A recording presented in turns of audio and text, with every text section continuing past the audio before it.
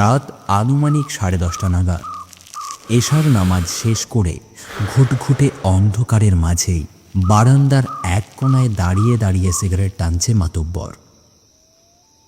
বিদ্যুৎ না থাকায় আর মাদ্রাসার চারপাশে উঁচু দেওয়াল থাকায় অন্ধকারটা যেন জেকে বসেছে আরও বেশি। এমন সময় অন্ধকার ভেদ করে সামনের দিকে এগিয়ে এলেন মাওলানা মতিউর রহমান। বলছিলাম কি মাতব্বর সাহেব, মাদ্রাসাতে কোনো ফ্যান নেই। এই গরমে বাচ্চাদের পড়াশোনা করতে ভীষণ কষ্ট হয়। এবার যদি কটা ফ্যানের ব্যবস্থা করে দিতেন ভীষণ উপকার হতো। কল্যাণপুর গ্রামের দক্ষিণের বড় ঈদগাহ মাঠ পেরিয়ে গ্রামের একদম শেষ মাথায় দাঁড়িয়ে আছে একটি পুরনো মাদ্রাসা। মাদ্রাসাটি মূলত কল্যাণপুর গ্রামের প্রভাবশালী মাতব্বর মোজাম্মেল হকের দাদা প্রায় 30 বছর আগে 30 শতক জমির ওপর নির্মাণ করেছিলেন। প্রতিদিন ফজর এবং এশার নামাজ শেষে মাদ্রাসার ভেতর থেকে ভেসে আসে কচিকাচাদের মধুর কণ্ঠে কোরআন তিলাওয়াত। কি বললেন? ফ্যানের ব্যবস্থা করব? 2টো ফ্যান তো আগে থেকে আছে। এমনিতেই বিদ্যুৎ বিল বেশ অনেকটা আসছে। হাত পাখা ব্যবহার করতে বলুন সকলকে। কল্যাণপুর গ্রামের বর্তমান মাতব্বর মোজাম্মেল হক। লোকটি ভীষণ খিটখিটে আর বদমেজাজি স্বভাবের হওয়ায় তাকে খুব একটা পছন্দ করে না কেউই। পছন্দ না হলেও এক প্রকার বাধ্য হয়েই তার ওপর পুরো আস্থা রাখতে হয় মাদ্রাসার কর্তব্যরত শিক্ষক মাওলানা মতিউর রহমানকে। কারণ মোজাম্মেল হকের বাবা আফজাল হক মারা যাওয়ার সময় তার হাতেই দায়িত্ব দিয়ে যান এই মাদ্রাসাটির। কিন্তু মাতব্বর সাহেব, এই কোমলমতি শিশুরা হাত পাখা দিয়ে বাতাস খাবে কি করে? মতিউর রহমানের কথায় বিরক্তি আর রাগ চেপে রাখতে না পেরে ঠোঁটের কোণে থাকা সিগারেটটা এক ঝটকায় বারান্দার মেঝেতে ছুঁড়ে ফেলে বেরিয়ে গেলেন মাদ্রাসা থেকে। তার পেছনে পেছনে নিরুপায় মুখে মতিউর রহমানও চলে গেলেন তার বাড়িতে। কিন্তু ভাগ্যের নির্মম খেলায় সিগারেটটি গড়িয়ে গিয়ে থেমে গেল বারান্দার ঝুলে থাকা শুকনো কাপড়ের নিচে। ফ্যান লাগে চাইলো আর পেয়ে গেল। গ্রামের মানুষ 2 টাকার বেশি দান করতে সাহস পায় না, আর বলে কিনা ফ্যান লাগাতে হবে। মাদ্রাসার ভেতর কক্ষে ততক্ষণে নিদ্রায় শায়িত হয়েছে মাদ্রাসার সকল কোমলমতি শিশুরা। সারাদিনের পড়াশোনা আর কাজকর্ম করে ক্লান্ত হওয়ায় জলদি জলদি ঘুমিয়ে পড়েছে তারা। কিন্তু মিনিট 20 মধ্যেই সেই জ্বলন্ত সিগারেটের আগুন ছড়িয়ে পড়ল সমস্ত মাদ্রাসা জুড়ে। আর সেই আগুনের লেলিহান শিখায় মিনিটের মধ্যেই ঘুমের মধ্যে চিরনিদ্রায় শায়িত হয়ে গেল অসহায় ছোট্ট বাচ্চাগুলো। অন্ধকার আর ভিড়ের মাঝে কেউই খুলতে পারল না ঘরের শক্ত দরজাটি। হে খোদা, রক্ষা করো খোদা, রক্ষা করো। হে খোদা, রক্ষা করো খোদা, রক্ষা করো।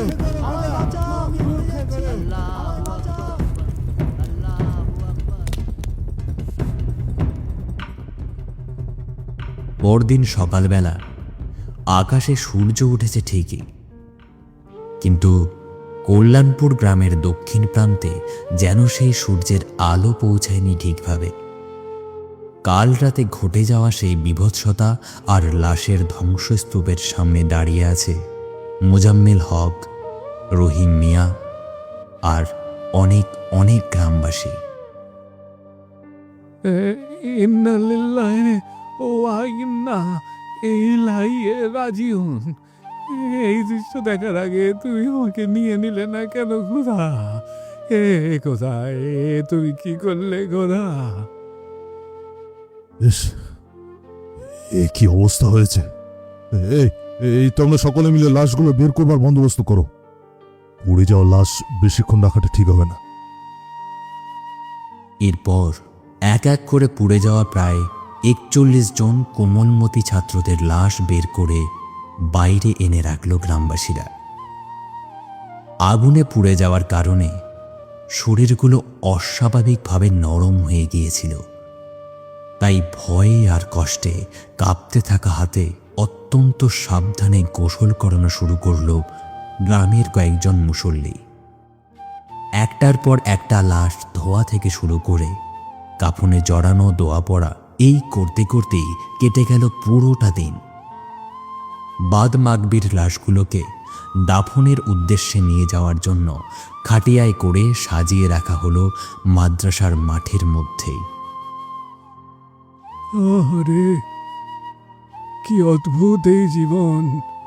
কাল এই সময়ে যাদের মধুর কলরবে মুখরিত হয়ে উঠেছিল মাদ্রাসা প্রাঙ্গণ, আজ তাদেরকেই দাফন করার উদ্দেশ্যে সাজিয়ে রাখা হয়েছে সাদা কাপড়ে। সন্ধ্যা আনুমানিক 7:30 নাগাদ একটার পর একটা খাটিয়া কাঁধে তুলে নিয়ে গ্রামের রাস্তা দিয়ে ধীর পায়ে কবরস্থানের দিকে এগিয়ে চলল গ্রামবাসীরা। চারপাশে নীরবতা, শুধু থেকে থেকে ভেসে আসছে কান্নার শব্দ আর কালেমার ধ্বনি। আশহাদু আল্লা ইলাহা ইল্লাল্লাহু ওয়াহদাহু লা শারীকা লাহু ওয়া আশহাদু আন্না মুহাম্মাদান আকস্মিক এমন করুণ মৃত্যুতে পুরো গ্রাম জুড়ে নেমে এসেছে শোকের ছায়া। গ্রামের সরু মাটির রাস্তা ধরে দীর্ঘ সারিতে এগিয়ে চলল ছোট ছোট খাটিয়াগুলো। এতগুলো জানাজা কল্যাণপুর গ্রাম এর আগে কখনো দেখেনি। কবরস্থানে আগে থেকেই খোঁড়া হয়েছিল একাধিক সারিবদ্ধ কবর। প্রতিটি কবর যেন এক একটি অসমাপ্ত স্বপ্নের শেষ ঠিকানা। হে আল্লাহ, এই কোমলমতি শিশুদের সকলকে আপনি জান্নাত নসিব করুন। এরা সকলেই নিষ্পাপ। সকলকে কবরে সমাহিত করার পর তাদের কবরের পাশে দাঁড়িয়ে আল্লাহর নিকট দোয়া চেয়ে এক এক করে সেখান থেকে আবারও বাড়ির পথে রওনা দিল সকল মুসল্লিরা। আপনার গ্রামবাসীরা মন খুলে দোয়া করবেন এই নিষ্পাপ বাচ্চাগুলোর জন্য। মাদ্রাসায় ঘটে যাওয়া করুণ ঘটনার পর কেটে গিয়েছে প্রায় 2 দিন।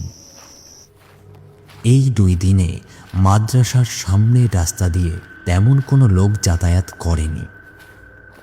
আজ আনুমানিক রাত 9টা নাগাদ মাদ্রাসার সামনের রাস্তা দিয়ে হেঁটে আসছে করিম। মাদ্রাসার পেছনের দিকে বহুদিন ধরেই একটা পরিত্যক্ত ডোবা ছিল করিমের বাবার। সেই ডোবাটা পরিষ্কার করে কিছু মাছ চাষ করার উদ্দেশ্যে কয়েকজন শ্রমিক দিয়ে কাজ করাচ্ছিল করিম।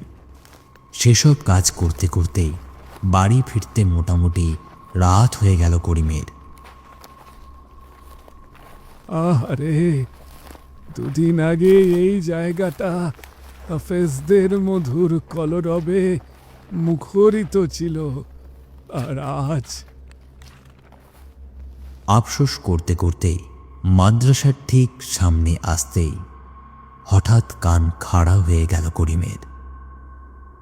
কারণ অদ্ভুতভাবে মাদ্রাসার ভেতর থেকে সমস্বরে উচ্চারিত মধুর বাণী ভেসে আসছে তার কানে।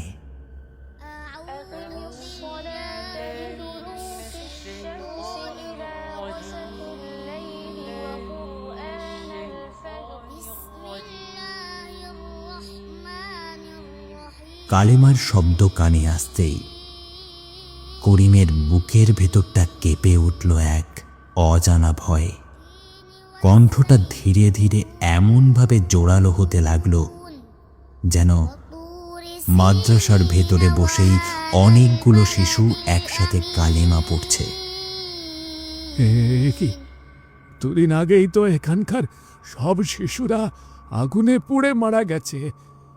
তাহলে তাহলে এই কণ্ঠ কাদের? আর এক মুহূর্ত মাদ্রাসার সামনে দাঁড়িয়ে থাকতে পারল না করিম। ভয়ে হাত পা যেন থরথর করে কাঁপতে লাগলো তার। বুকের ভেতর ধুকপুকানি বাড়তে বাড়তে যেন ছিঁড়ে বেরিয়ে আসতে চাইছিল প্রাণটা। সেখান থেকে এক দৌড়ে ছুটে এসে ঢুকে পড়ল অক্কাশের ছোট্ট চায়ের দোকানে। আকাশ কাকা, পানি পানি, একটু পানি দেন তো। গ্রামের শেষের দিকে মাদ্রাসায় যাওয়ার ঠিক কিছুটা আগেই অবস্থিত অক্কাশ মিয়ার চায়ের দোকান। করিমকে এভাবে হাঁপাতে হাঁপাতে দোকানে আসতে দেখে বেশ অবাক হয়ে গেল অক্কাশ মিয়া। এই করিম, হ্যাঁ কি হয়েছে তোর?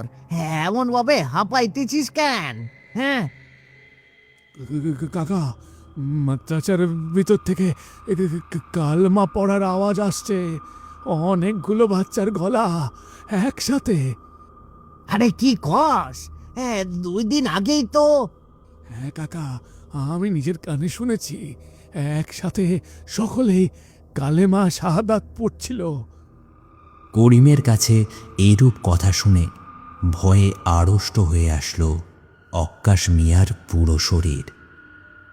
আর দেরি না করে পুরো বিষয়টা মসজিদের বড় ইমামকে জানানোর উদ্দেশ্যে দোকান থেকে বেরিয়ে পড়ল তারা দুজনেই। করিমের সাথে ঘটে যাওয়া সেই ঘটনার পরপর কয়েকদিন আরও কয়েকজনের সাথে একই ঘটনা ঘটল। শুক্রবার জুম্বার নামাজ শেষে মাদ্রাসার সামনে এলো করিম, অক্কাশ মিয়া, মসজিদের ইমাম রহিম মিয়া সহ আরও কয়েকজন গ্রামবাসীরা। গতকাল রাতে করিমের মুখে ঘটনাটা শোনার পর থেকেই একটা গুমোট ভাব তৈরি হয়েছিল পুরো গ্রাম জুড়ে। হে ইমাম সাহেব, গ্রামে এসব কি শুরু হলো বলুন তো?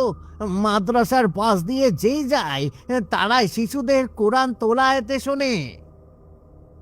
গ্রামবাসীদের আপনাদের ভয় পাওয়ার কিছু নেই। আমি দোয়া কালমা পড়ে মাদ্রাসাটি তাবিজ দিয়ে বেঁধে দিচ্ছি। গ্রামের এই পরিস্থিতি নিয়ন্ত্রণে আনতেই ইমাম সাহেব ঠিক করলেন মাদ্রাসায় দোয়া কালেমা পড়ে মাদ্রাসা চিরদিনের জন্য বন্ধ করে দিলেন। সেই দিনের ঘটনার পর দেখতে দেখতে কেটে গেল প্রায় 18টি বছর। 18 বছরের দীর্ঘ সময়ে আগুনে পুড়ে যাওয়ার সেই ভয়াবহ রাত যেন ধীরে ধীরে স্মৃতির গভীরে চাপা পড়ে গিয়েছে গ্রামবাসীদের মনে। মাতব্বর মোজাম্মেল হকের মৃত্যুর পর গ্রামের মাতব্বর হয়েছে তার বড় পুত্র ইমান আলী, আর সেই সাথে মসজিদের ইমাম হয়েছেন গফুর মিয়া। এদিকে মাদ্রাসা পরিত্যক্ত ঘোষণা করার পর থেকে এখনো পর্যন্ত আর কোনো অনাকাঙ্ক্ষিত ঘটনার সম্মুখীন হতে হয়নি কোনো গ্রামবাসীকে। তাই এবার গ্রামের বর্তমান মাতব্বর ইমান আলী সিদ্ধান্ত নিয়েছেন এই মাদ্রাসাটির পুনরায় সংস্করণ করে মাদ্রাসাটিকে পুনরায় চালু করা হবে। আমাদের এই পুরনো মাদ্রাসাটিকে নতুন করে সংস্কার করতে হবে। সকলেই যে যা পারি টাকা তুলে কাজটা শুরু করি। আপনারা গ্রামবাসীরা পাশে থাকলে কাজটি সহজ হবে। এমনটা করলে তো ভালোই হয় মাতব্বর সাহেব। এতে করে গ্রামের শিশুরা আবারও নতুন করে শিক্ষা পাবে, কোরআন শিখবে। মাতব্বর ইমান আলী তার বাবা মোজাম্মেল হকের মতো খারাপ মানুষ নন।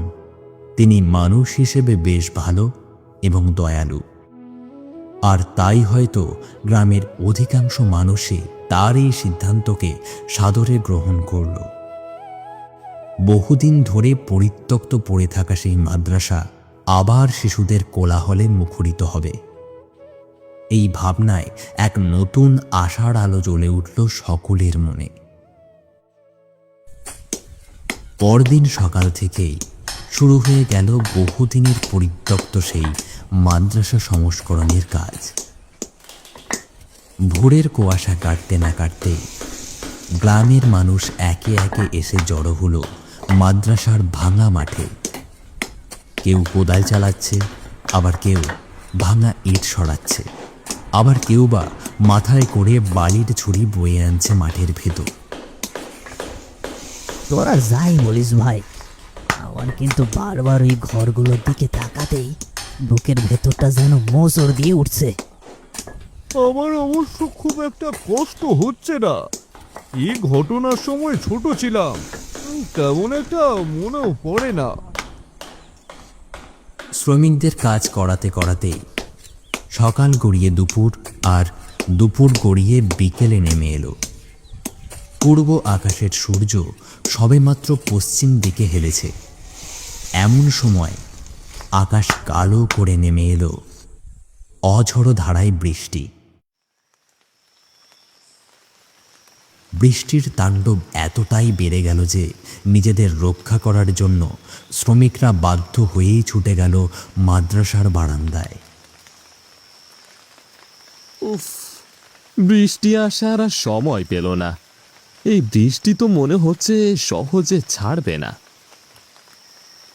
বিকেল গড়িয়ে সন্ধ্যা হলেও বৃষ্টি থামার কোনো লক্ষণ দেখা গেল না। উল্টে ঝোড়ো বাতাসের সাথে বৃষ্টির তীব্র শব্দ এসে আছড়ে পড়তে লাগলো মাদ্রাসার ভাঙা দেওয়াল আর টিনের চালে। বৃষ্টি আর অন্ধকারের মাঝে বোঝা না গেলেও মাগরিবের আজান পড়ে গিয়েছে বেশ কিছুক্ষণ আগেই। কিন্তু এমন সময় হঠাৎ শ্রমিকরা লক্ষ্য করল ঘরের ভেতর থেকে চাপা স্বরে ভেসে আসছে কালেমার শব্দ। তারা সেদিকে তাকাতেই লক্ষ্য করল প্রায় অনেকগুলো কালো ছায়া সেখানটায় বসে বসে একসঙ্গে কোরআন তিলাওয়াত করছে।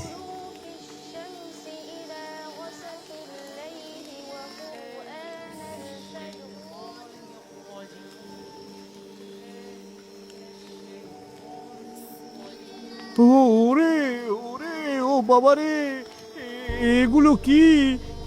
এখানে আর থাকাটা ঠিক হবে না। চলো চলো চলো, এখান থেকে চলে যাই আমরা। ভয় পেয়ে শ্রমিকরা সেখান থেকে চলে যেতে একটা মুখ ঝলসে যাওয়া শিশুর কালো ছায়া এসে চেপে ধরল একজন শ্রমিকের কাঁধ। লা হাওলা ওয়ালা কুওয়াতা ইল্লা বিল্লাহ, লা হাওলা ওয়ালা কুওয়াতা ইল্লা বিল্লাহ।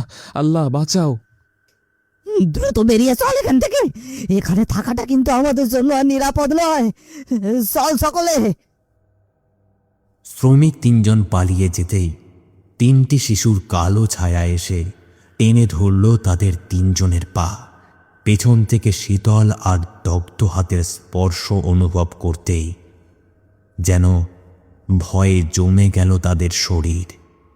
ছায়াগুলোর হাত থেকে বাঁচতে প্রাণপণে দৌড়াতে চাইলেও তাদের পা যেন কিছুতেই নড়ছে না। এক অদৃশ্য শক্তি শক্ত করে চেপে ধরে রেখেছে তাদের কোড়ালি। লা হাওলা ওয়ালা কুওয়াতা ইল্লা বিল্লাহ। হে আল্লাহ, আপনি আমাদের হেফাজত করুন। হে আল্লাহ, আপনি আমাদের হেফাজত করুন আল্লাহ। তাদের পা দুটো একটু ফসকে যেতেই বহু কষ্টে কালেমা শাহাদাত পড়তে পড়তে সামনের দিকে দৌড়াতে শুরু করলো তারা দুজন। বাকি একজন শ্রমিককে সেখানেই আটকিয়ে দিল সেই ছায়াটি। এরপর পেছনের দিকে আর না তাকিয়ে এক দৌড়ে পৌঁছে গেল মাতব্বর ইমান আলীর বাড়িতে। রাত আনুমানিক 7:30 নাগাদ হাঁপাতে হাঁপাতে ইমান আলীর বাড়ির সামনে এসে অজ্ঞান হয়ে পড়ে যায় দুই শ্রমিক। এরপর তাদেরকে ধরাধরি করে ঘরে নিয়ে আসে কয়েকজন গ্রামবাসী। পাশেই দাঁড়িয়ে মাতব্বর ইমান আলী ও ইমাম গফুর মিয়া। পুরো ঘটনাটা শোনার পর তাদের কপালে এবার হাজারো চিন্তার ভার। আমার মনে হচ্ছে এই মাদ্রাসা নিয়ে আমাদের আর কিছু না ভাবাই ভালো। ওটাকে ওভাবে রেখে দিয়ে অন্য জায়গায় মাদ্রাসা স্থাপন করতে হবে। আপনি ঠিক কথাই বলেছেন। আপনি এক কাজ করুন, ওই মাদ্রাসাটিকে আবার দোয়া কলেমা পড়ে বেঁধে দিয়ে আসুন। এটা এখন থেকে সারা জীবন পরিত্যক্ত ঘোষণা করা হলো। মাতব্বর ইমান আলীর মুখে এমন কথা শুনে এক ভারী নীরবতা নেমে এলো পুরো ঘর জুড়ে। বহু আশা নিয়ে যে মাদ্রাসাটিকে জীবিত করতে চেয়েছিলেন তিনি, সেই স্বপ্নই যেন এক মুহূর্তেই ভেঙে চুরমার হয়ে গেল তার। কষ্ট হলেও গ্রামের মানুষের নিরাপত্তার কথা ভেবে কঠিন সিদ্ধান্ত নিতেই হলো তাকে। হ্যালো বন্ধুরা, আশা করছি আজকের ভিডিওটি আপনার ভালো লেগেছে। আমাদের আজকের প্রশ্ন, আজকের গল্পে ব্যবহৃত মাদ্রাসার নাম কি? প্রশ্নটির সঠিক উত্তর, আপনার নাম এবং আমাদের ভিডিওটি কোথা থেকে দেখছেন তা কমেন্টে লিখুন। যারা আজকের প্রশ্নটির সঠিক উত্তর দিতে পারবেন তাদের মধ্য থেকে একজনের নাম ভিডিওর শুরুতেই মেনশন করা হবে। আপনি চাইলে আমাদের মেইলে আপনার ছবি পাঠাতে পারেন। ছবি সহ আপনার নামটি ভিডিওতে মেনশন করা হবে। প্রিয় বন্ধুরা, আজকের ভিডিওটি ভালো লাগলে অবশ্যই লাইক কমেন্ট করে আমাদের ভিডিওটি আপনার বন্ধুদের সঙ্গে শেয়ার করুন। ধন্যবাদ। গত পর্বের আমাদের সঠিক উত্তরদাতার মধ্যে একজন হলেন জান্নাতুল ফেরদাউস, টঙ্গী, গাজীপুর, বাংলাদেশ থেকে। প্রিয় বন্ধু, আমাদের ভিডিওতে কমেন্ট করার জন্য আপনাকে অসংখ্য ধন্যবাদ। এছাড়াও আমাদের প্রিয় বন্ধুরা হলেন জুলেখা, মোহাম্মদ ইমন, মাফিদুল ইসলাম, তাসলিমা, সাকিব কুমিল্লা থেকে, লিমন বাংলাদেশ থেকে, মোহাম্মদ মোহসিন সরকার, রুনা বেগম ঢাকা শ্যামপুর থেকে, ফাতেমাতুজ জোহরা নারায়ণগঞ্জ বাংলাদেশ থেকে, আফরা সায়রা ঢাকা বাংলাদেশ থেকে, রিফটি তাহের ঢাকা থেকে, দীপাঞ্জনা ওয়েস্ট বেঙ্গল দুর্গাপুর থেকে, রাফি নারায়ণগঞ্জ বাংলাদেশ থেকে, আশফাক নোয়াখালী থেকে, ডল মোহাম্মদ মহসিন সরকার, অনির্বাণ সেন ঢাকা বাংলাদেশ থেকে, তানুশ্রী সিনহা ওয়েস্ট বেঙ্গল থেকে, মাহবুর হাসান লস্কর ওয়েস্ট বেঙ্গল থেকে, চাঁদনি নাটোর থেকে, মোহাম্মদ হাফিজুর মণ্ডল ঢাকা সাভার থেকে, মোহাম্মদ রাহাত ইসলাম পিরোজপুর থেকে, আনিকা শাহরিন জয়পুরহাট থেকে, মোহাম্মদ হামজা, জাকারিয়া বার্থ, এসকে সাজ্জাদ ইসলাম বর্ধমান থেকে, সিটার নোটিফিকার, রাজীব চৌধুরী বাড়ির নাতি, চন্দনা খাতুন আকাশ ওয়েস্ট বেঙ্গল থেকে, ইমন সিলেট থেকে, রাসেল কুমিল্লা থেকে। তো বন্ধুরা, আপনিও যদি কার্টুন ভিডিওতে আপনার নাম দেখতে চান তাহলে অবশ্যই কমেন্ট করতে ভুলবেন না।